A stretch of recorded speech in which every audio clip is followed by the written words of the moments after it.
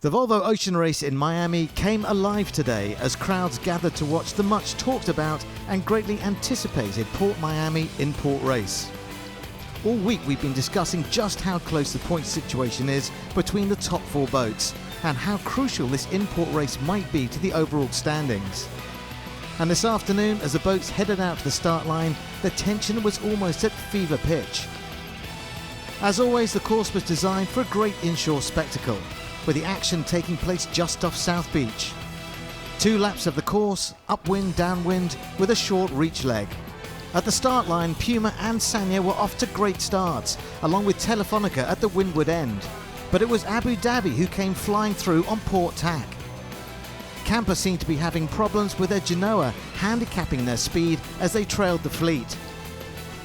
Beating up to the first mark, the current and wind favoured the boats that were closest to the beach, pushing Sanya back to 4th, and Puma too suffered, falling back to last place.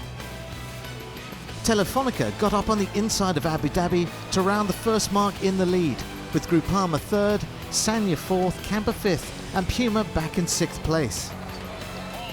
Then as they sailed downwind to the second mark, Abu Dhabi were caught in the wind shadow from Groupama and relinquished their second place to the French team. Groupama then set about challenging for the lead and managed to pass Telefonica, with Abu Dhabi now right up behind challenging too as they rounded the third mark.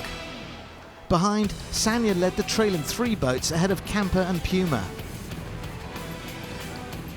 So upwind once again, Groupama and Abu Dhabi going inshore, Telefonica and Camper staying out. However, once again, inshore proved to be the smart move. At Mark 5, Groupama had built a large lead, followed by Abu Dhabi. Then neck and neck, Sanya having a great sail, now just ahead of Telefonica in 4th. And then some way behind Puma and trailing the fleet, Camper. Groupama then led downwind once again, sailing beautifully and continuing to build their lead over Abu Dhabi.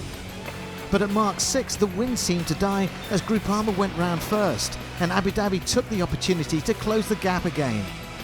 Then high excitement as Sanya and Telefonica converged on the mark at the same time, with Telefonica this time coming out on top.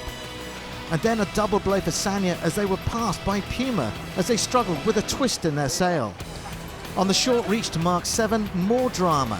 Telefonica seemed to stall, forcing Puma to swerve to avoid the collision and hastily raise the protest flag. Then Puma too seemed to stop, causing a pile-up of Sanya and Camper behind, like a scene out of the wacky races. Back at the front of the race, Abu Dhabi were challenging for the lead on the beat up to the 9th and final mark as they duelled with Groupama.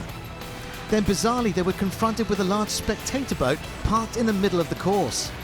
They split to pass narrowly on either side, with Abu Dhabi faring the better of the two and stealing the lead. But where were Telefonica? The answer was at the back of the fleet, having been forced to take a penalty turn for disastrously hitting the 7th mark. So at the finish, Abu Dhabi hung on to their lead to win the PortMiami In-Port Race, clocking up their 3rd in-port race victory.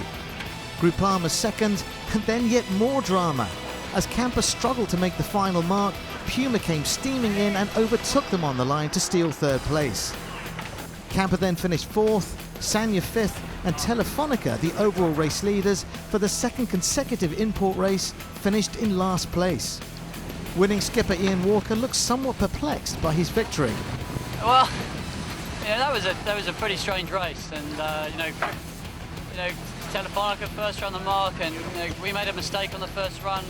Groupama really sailed the first half of the race perfectly, but I have to say our crew work got us back in the race. We got the 0 up sooner, and that's what got us in the lead. And Jules and Rob held their nerve with the tactics.